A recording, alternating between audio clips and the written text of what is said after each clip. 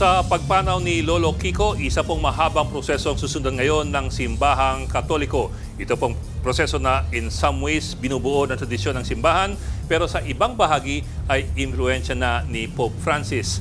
Sa susunod na 9 na araw, magmimisa at magnonobina ang simbahang Katoliko para sa yumaong Santo Papa.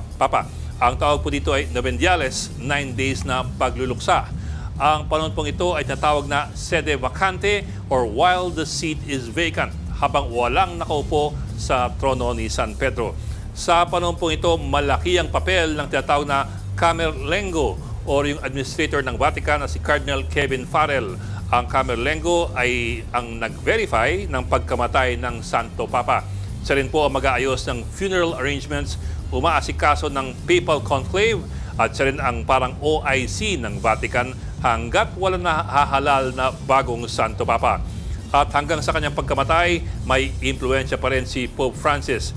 Sinimplihan kasi ni Pope Francis ang burol ng Santo Papa na dati ay napaka-elaborate. Kung dati ay 3-layered coffin na ginagamit ng Santo Papa, ang hiling ni Lolo Kiko, simpleng kabaong na gawa sa kahoy. Ang pinili rin po ni Lolo Kiko na huling hantungan, hindi sa mismong Vatican, kasama ng ibang Santo Papa. Gusto po niyang mahimlay sa Basilica of St. Mary Major na nasa Roma rin pero doon po sa labas ng Vatican.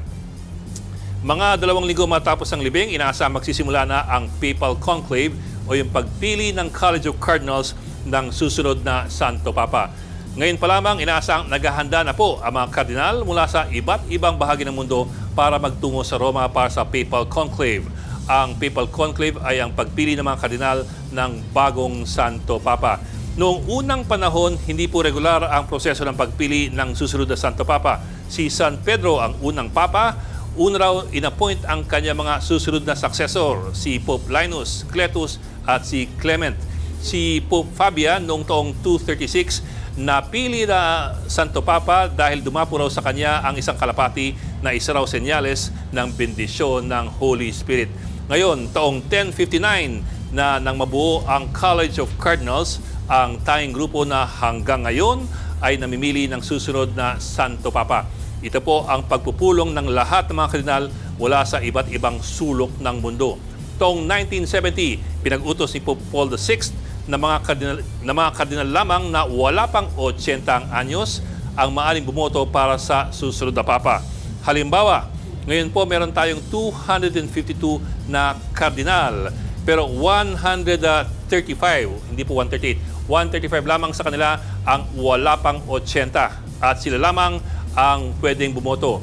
Yung edad 80 pataas, pwede pong makilahok sa diskusyon at sa mga debate, pero hindi po maaaring sumama sa botohan. Ang kailangan po ay 2/3 vote ng College of Cardinals. Magsasagwa ng botohan ng mga kardinal hanggat walang makakuha ng 2/3 vote ng College of Cardinals. Isa pa pong mahalagang detalye, sa 138 na voting cardinals, 110 po sa kanila ay mga appointee ni Pope Francis.